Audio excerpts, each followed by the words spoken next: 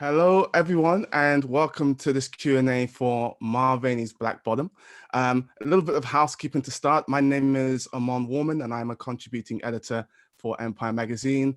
I'll be speaking with the panelists for approximately 30 minutes, at which point we will then be taking questions from the audience. Now, without further ado, I'd like to introduce my panelists for today, Director George C. Wolfe, and actors Viola Davis, Michael Potts, Colman Domingo, and Taylour Paige. Welcome to all of you. Hello, hello. Thank you. Hello, Thank you. good to see you. Hello, thank you. First and foremost, congrats on this film. I think it's an amazing piece of work, and the response since release has rightfully been very positive. So congrats to you all. Thank you. George, I wanted to start with you. The opening sequence, which I believe is an addition from you, has to establish so much so quickly.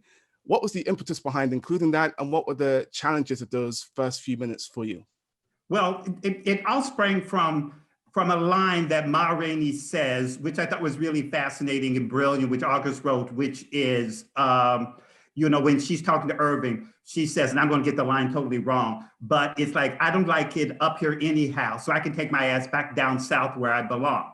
And the thing which is fascinating to me, you have 100,000 Black people in the first 20 years of the last century moving to Chicago, and you got Rainey wanting to go in the exact opposite direction. So I wanted to explore why was that? And one of the phenomenons that existed in the South, yes, with segregation, yes, with Jim Crow laws, yes, with lynching, yes, with all the oppressive equations, Black people were able to carve out their own space, their own businesses, their own support and network system. And Rainey, yes, she's the mother of the blues, but Rainey was a show business entrepreneur. She owned property. She hired people to work for her. One of the most important images that we have is, and it's a very casual, and I don't think people notice it, but one of the most important images to me was we see at one point a line of Black people, and we see Black people taking coins from their pocket and place it in a Black hand. That's money is going to Ma and her entire organization. So I wanted to establish that, yes, with all the equations that were happening in the South, not all Black people were over in the corner on their knees singing Go Down Moses. Other people were defying the rules. They were doing what the hell they wanted to do, and they were carving their own space. So that was very important to me. Plus, everybody has a preconceived notion, yes, I said that. Yes, everybody has a Okay, let's just acknowledge that.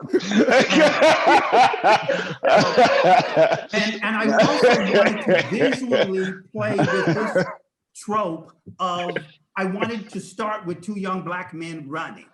And I wanted to have the barking dog so everybody would go, oh my God, because everybody's seen that scene in a movie.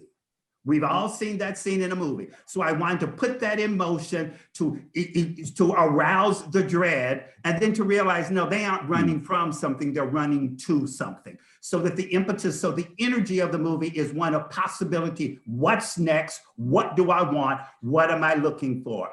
And so it's very important to me to deal with that, then to chronicle in as simple a way as possible the Great Migration, because all of this is informing these characters' thought processes.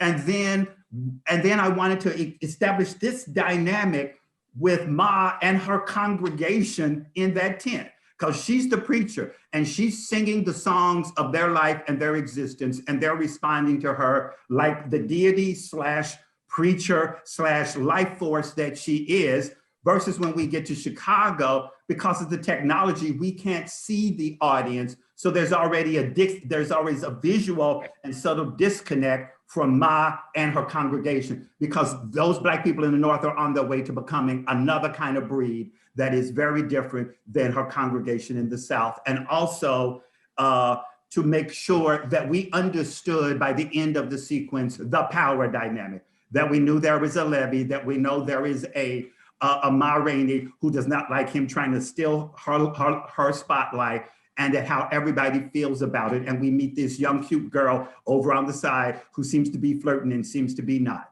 And so I just wanted the audience to feel like they were in command of the story before the first line of dialogue is said. Absolutely. You completely wrong-footed me with those two Black boys. I did feel the dread, And then when sort of I realized that they were sort of standing in line, I was like, oh, this is, yeah. So mission accomplished. Well done. Thank you very much. I'll be leaving now. I've answered my question. Viola, Colman, Michael, I want to ask you this because you've all done theatre work, and obviously this film, originated in play form.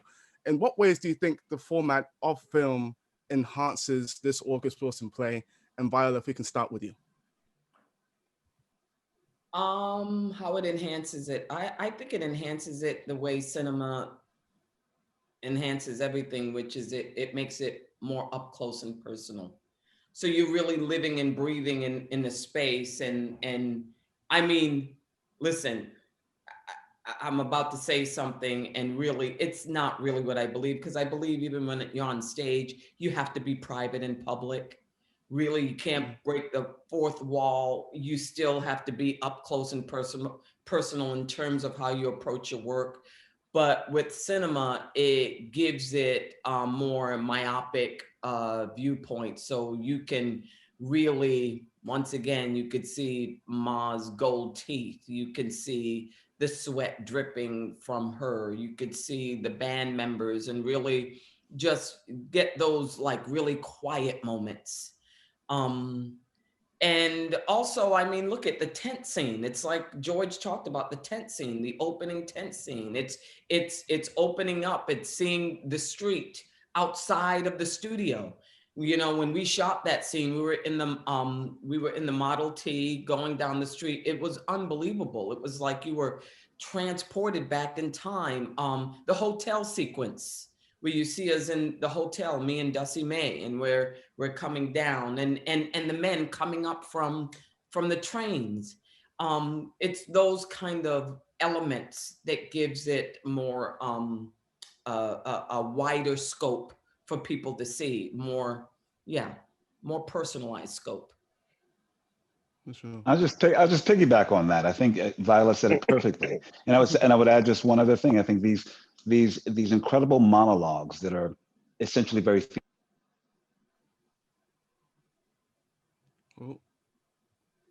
like Garrick, we can actually just like simplify. And George really made sure that we simplify that, made it very personal, and really just it's just directed to that person in the room. You don't have to fill the space with it. So there's that intimacy. Yeah.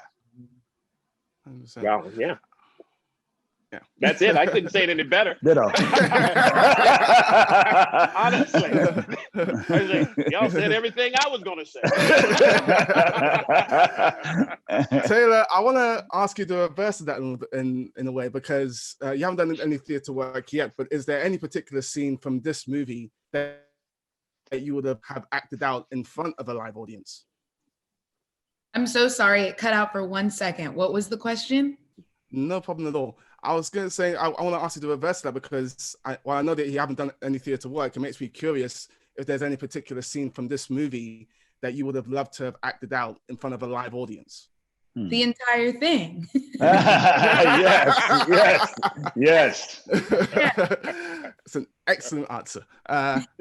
We need to make some calls and have this happen.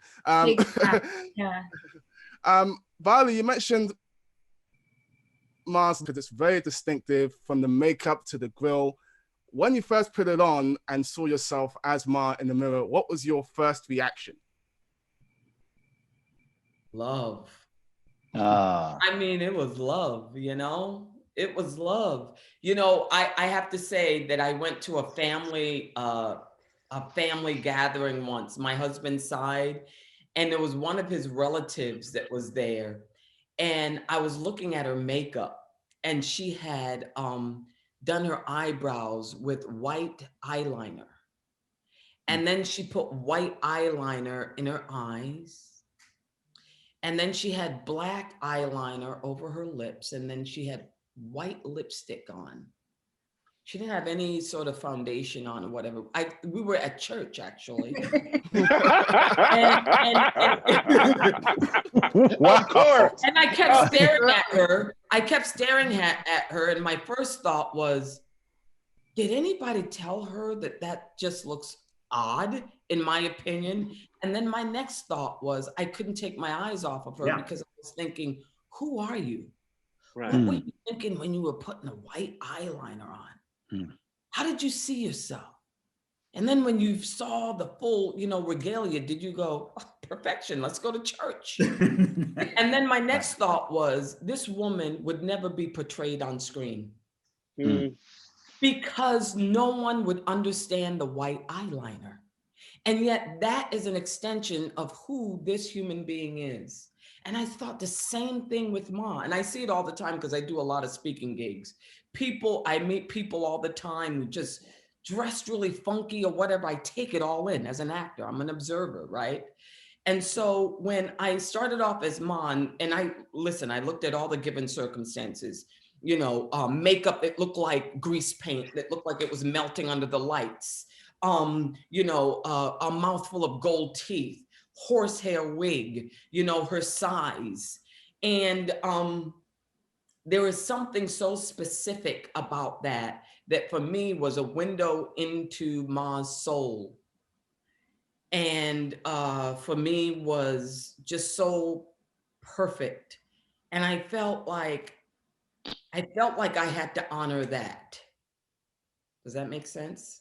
Absolutely. Yes. I felt like I had to honor that. And I felt conflicted because I said, people are gonna look at that. And because, let's be honest, we like perfectionism, even in movies. Make the character pretty and we'll get a makeup, nomination if we make the makeup pretty. Fit the characters in outfits that make them look pretty. How many people know how to fit themselves? How many people know how to put on perfect makeup the same way a makeup artist does? Right. And we are in the business of humanity. We're not in the business of perfectionism. We're in the business of the messy, putrid, beautiful, joyful experience of what it means to be a freaking human being. So what does that look like? For me, it looked like the fucking grill, excuse my language, the grill, the makeup that looked almost smeared, the sweat that's dripping down so much after a while, you just forget about it. You don't even pat it down. It's those sort of messy but beautiful moments that make a human being what they are. That for me, I was looking at it going, I love this. Yeah. I can roll around in this. This to me looks like Mom, So yeah, I loved it. I was perfection. That's what I thought. I mean, with the makeup, I'm not talking about my work. That's not my style. But the makeup, No, you were. I'll say absolute perfection. You were absolute I'll perfection. say it, my friend. Especially when you put on those house shoes. When you had those slippers on. You mean you when I walking around? What did you call her, Michael? A titan in house shoes. I just saw her. You're just this titan in house shoes, just walking around, throwing her power. A little bow. Every step. Oh, the little delicate bow. Exactly. It was a little delicate bow, and here's this colossus in these little tiny shoes. It's amazing. It was the fur. It was the fur in summer that made my day. Because it's kind of like Colman and his fireplace. Get out of here. I knew he was going to bring that back. Ignore him. Listen to nothing that he says. It's all lies. No, but listen, we also have to talk about Anne Roth and all the detail that she does. Absolutely. Even with my costume, I remember she was like, we tried on my suiting, and it was just a little too tight. And I said, oh, do you want to go a size up? And she's like, no, it's actually very interesting because if this is his only good suit, and he's had it for a while, that means he goes through it with different sizes. So that was every conscious decision with everything. I remember Michael had chops for his hair with the hair and makeup. Everything. George wanted to make sure we had our own very specific looks, even as band members as well. I just want to add in, I just found out this other thing. Your wig, your horsehair wig, Viola, Mia made that from actual horsehair, and she had to boil it in water to get rid of the manure and the lice that was embedded into the wig. Wow. And that so detail. the wig was put together, strand. There's not a place on 14th Street, New York City, where you can go buy a horsehair wig. So she had to make that wig strand by strand, but boiled it to get rid of the horse manure and lice. so that we would not pass that on to you. So it's just everybody, the sense of detail and craftsmanship, and it was extraordinary. And everybody, it's all our jobs. It's my job as a director. It's their job as actors to be engaged in the storytelling of what this film is about. But every single craftsperson brought that same sense of storytelling. It's extraordinary. It's extraordinary when I heard that. I didn't know about the light. I know when I heard it, I'm getting goosebumps now. Yeah. Incredible. I just wanted to sort of add to that, I guess. Viola, Colman, did you get to keep any of the makeup or the jackets? And Michael, Taylour, did you get to keep anything from the set at all? No. I kept No. Be honest. No. Be honest.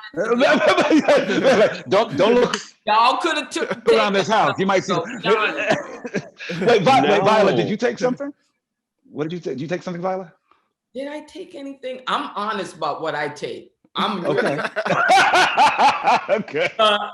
I didn't take anything. The only thing actually is my sign behind my seat. What do you call it? And the behind. The padding. Yeah, the padding. Yeah. What about, did you take your teeth, Bye?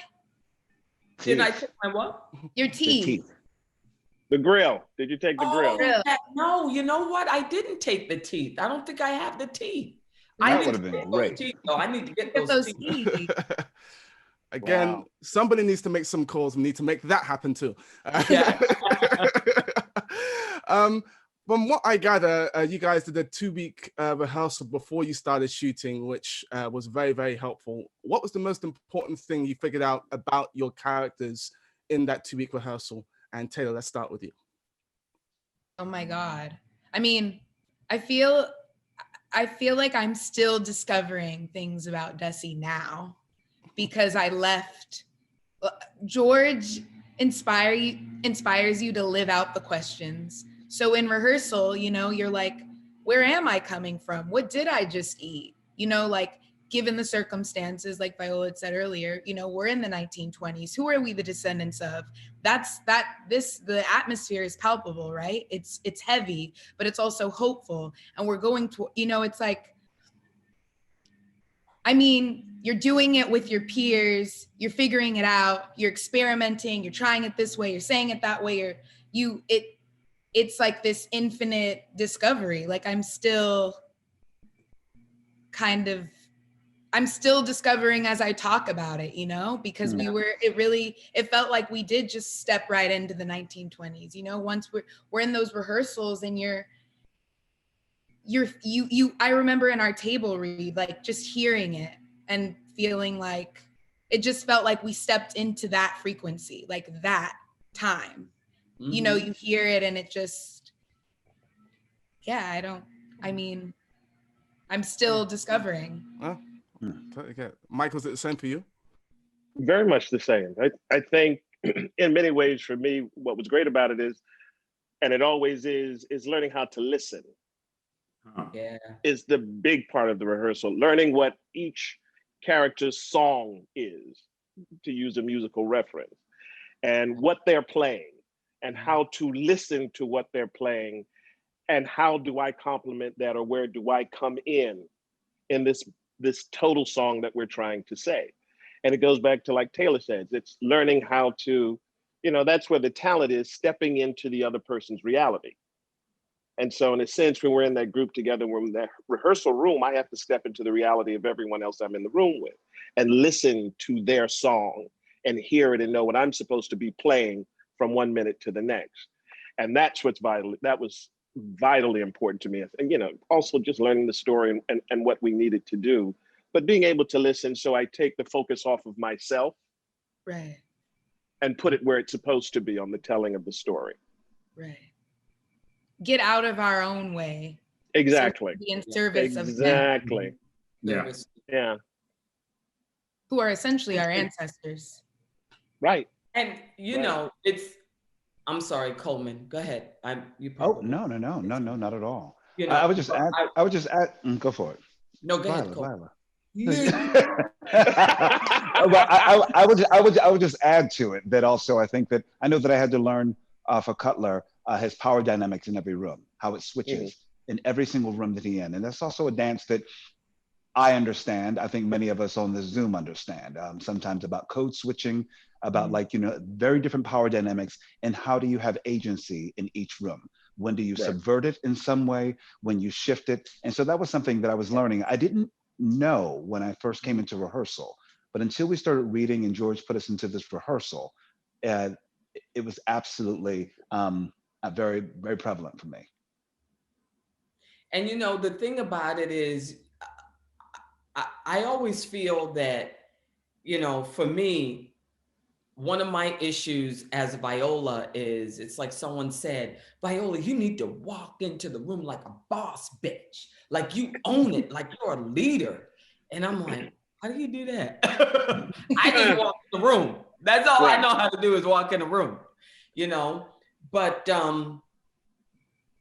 the challenge for me was, yes, walking into a room, but see, I personally don't believe that when you're walking into a room, especially it was like during a recording session, who is Ma when she's not Ma?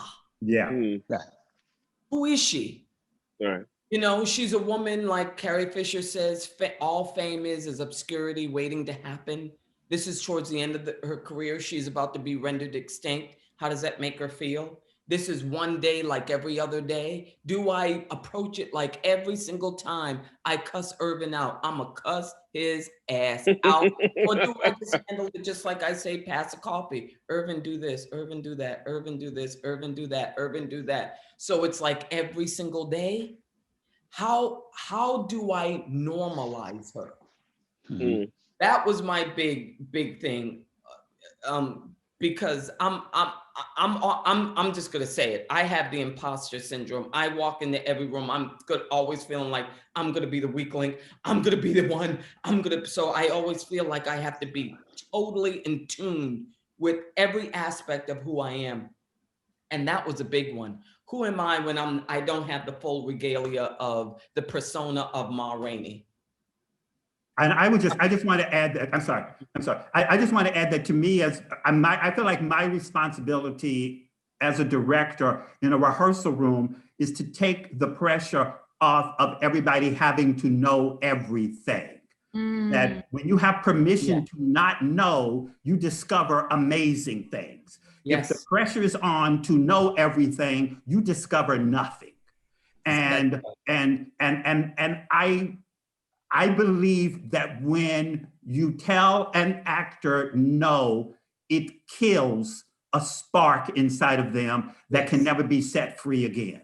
So, I've worked with actors where I'm sitting there going, that's not right, that's not right, that's not right. But I wouldn't dare say that, because I want, through the questions and through the process, for them to figure it out and discover it. And the questions that I ask may lead in a direction, but it's about creating a perpetual sense of play, perpetual sense of play. So the discovery and not knowing are a part of the journey. They aren't something that is punished. A very famous director said to me, who I will not say his name, said to me about this other actor, why can't they just show up with it? Well, if they just show up with it, it's going to be something else that they figured out somewhere else. It's not going to be anything that they discovered working on this project. So it's about freedom. It's about freedom. Rehearsals are about freedom and not knowing, and giving yourself permission to be dumb so that you can be brilliant. Yes, yes.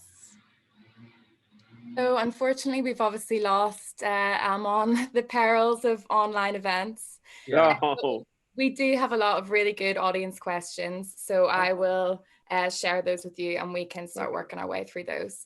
So the first one we have is from an anonymous attendee, and this is for the actors. So it's, what advice do you have for aspiring actors, especially at this time when life is so turbulent? And how do you all maintain your artistry during this time? So if you want to start with Colman. I've been very blessed to work with a lot of students during this time. I've been teaching online here and there, and I know where this question is coming from, because everyone's very sort of confused and concerned about what's next and how they're going to create it and be a part of it. Where do they fit in? And I think it's about people taking in this moment and creating from where they are, creating from a space of that spirit where you put your heart and your soul, and I'm always talking about this, but really putting your soul into it. I think I think everyone's looking for the soul's work. And I think for a lot of time, it was about this other work that was permeating our culture.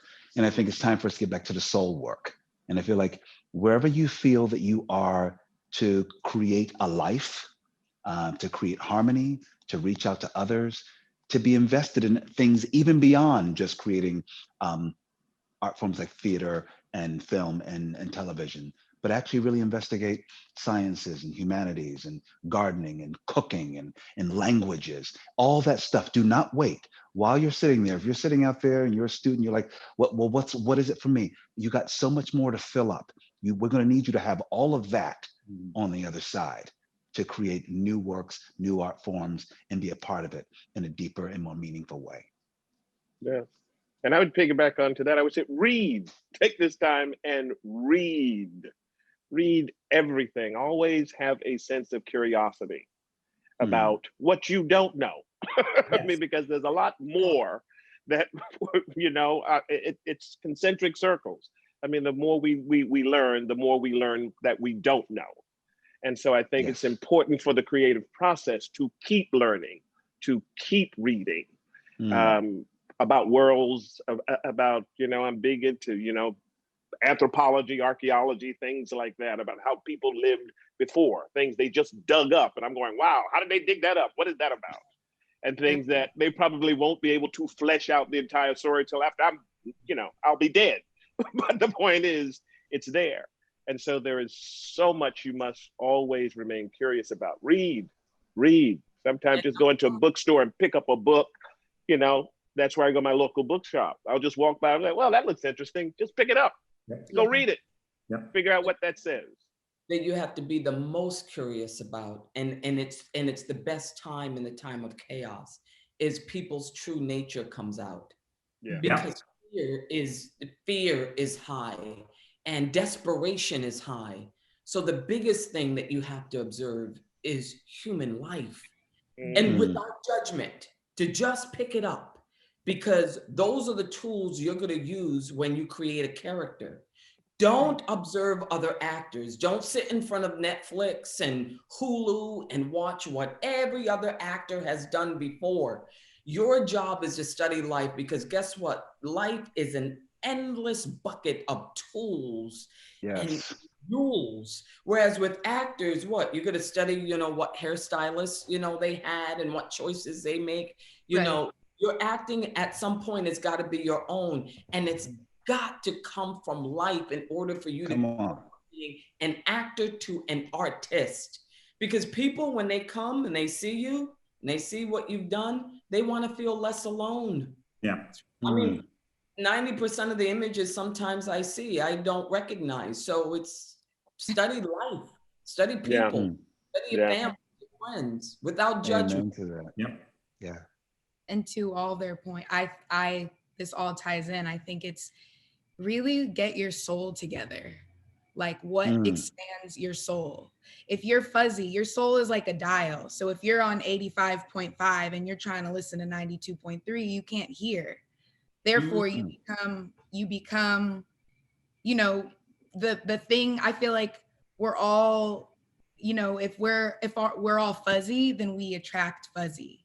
So if our soul, you know, is clear, you know, you have to center and like really be a channel, really, I think, for inspiration, for love, for compassion, for like, you know, I could have done that better or said that better. Forgive, like really, what are your values? Because I really think that in your work, the things that you haven't quite healed show up, and they keep showing up, keep showing up. And I feel like your soul is being asked to transmute the pain into beauty. And therefore we get to watch something come alive, you know, these flawed people we play who in the end are still flawed, but have come to some kind of resolution, resolve. Like we're all walking around unresolved, you know? So yeah, there's something you just said, Taylour, and I wanted to add this because I know that you and I have talked about this, but I think it's about we've all been challenged to be a bit more mindful about everything. And that's been the blessing of this time. And so I think we can really use that and really be mindful. And I really do mean it every single day. I have a couple more audience questions. One here for Viola. I can imagine that for any actor, there's a specific process one goes through to truly find the character they are portraying. As the film is based on Rainey and her real experiences, do you feel this made it more challenging, or in a way helped you to truly ground your performance? Both, because you're working with a palette that is a real life person, but how do you study another person, even if they're alive? I mean, listen, if anyone were to study me, like I always say, you can talk to my husband, my mother, my daughter, you're only going to get 40% of me. There's a huge part of me I don't even tell my husband. There are thoughts, memories, whatever. And all of those, when you start to put together a character, you cannot be armed with enough information. There's not a lot of information on Rainey, so I tried to gather as much as I could. And then I had to leave it alone, and I had to rely on what I know about life. For instance, what do I know about being on top? What do I know? A lot of people, if they hadn't experienced that, it's like, oh, Rainey is in the room, mother effers, you listen to me, Irvin, you bam, bam, bam, bam. But because me, Viola, I know a little bit about what it means to be on top, and I know the other side of it. I know the exhaustion. I know sort of the pressure. I know the frustration of always hustling for respect and worth. Mm-hmm. I know what it means to feel like, okay, you're getting older or whatever, other people are coming up, this and this and this and this person is better than you. How does that make you feel? I know all of those elements. And I know personally, if you, for most of your life, have seen yourself as a person who very much who you are is connected to what you do. So how does that affect you? Mm-hmm. How does it affect you? I don't know, being dark skinned and a large woman and not being considered attractive, because everything I read about Rainey, she's ugly, she's ugly, she's ugly. I know what that means to constantly be called ugly. And I hate when people say, but you're beautiful. I'm not talking about that. I'm talking about how it affects your psyche, your behavior, whatever. So I'm just saying that I put all of those elements together, and I had to explore the behavior, even if it's not necessarily in the narrative, it's in here, it's in your eyes, it's in, how you sit. Mm-hmm. So that's how I approached it. I worked with what I knew about Rainey and what I know about life and people, what I know about myself. And that's what I did to fill in all the spaces and the gaps. Amazing. And the final question, thank you so much for this fantastic film. It is so authentic and real. Can you please say a few words about working with Chadwick Boseman and his contribution to the film? Who wants to start? Contribution is everything. Chad was life. He was life. He was good humor. He was an interrogating spirit. He was a humanitarian. And I think that he brought nothing but life to the film. I think, I know for sure that we are all very grateful to be a part of this cementing his legacy with this film. He's got an extraordinary legacy already that is playing kings and giants and legends. And I feel it's great to be shoulder to shoulder with him on this part of his journey. And I know for sure I take this in my heart forever. Dusan, who plays Sylvester, told this story, which I did not know. It came time for him to shoot his big scene where there's a microphone right in front of him. And I have put the camera 3 inches from his face for this incredibly intense close-up. And Viola Davis, legend, is standing over there to one side as Rainey, and Denzel, legend, I'm saying all of this from Dusan's point of view, is watching on a monitor. And so his nerves started to get a sense of this. He didn't say it. Chadwick saw it. And he went over to him and said to him, we're all here to support you. And that amazing act of generosity that he said at that moment, which Dusan needed to hear, allowed him to do the work that he did. And it's such a sweet, sweet gesture. But it also shows how present he was and how much he saw everybody. The presence, yeah, absolutely. Yeah. I'll add this one thing, and because I'm going to bring it back to the original setup of this room in an odd way. But there's actually a reason for it, and I'll tell you what it is. And it was always my own little secret. Every time we do press, I want to make sure Chad's in the room with us. Chad bought me this record player that's right here. So that's why usually I'm right here, and I have my hand on the record player because I want our brother to be with us. So I knew that he just had to be in the shot, in the frame in some way. So this record player, because I know he left me with music that I play LPs on all the time. And so I know that I wanted our brother in the room with us. So that's the secret behind this whole setup. He's always with us. That is an amazing note to end on. Thank you so much to our panelists, Michael Potts, Colman Domingo, Viola Davis, Taylour Paige, and director George C. Wolfe. And yeah, please go and see Ma Rainey's Black Bottom if you haven't already. It's a sensational piece of work. Thank you all for your time. Have a great night. Thank you. Bye, guys. Always. I love you See guys. You guys very soon. Love you too. Love you guys. All right. Take care.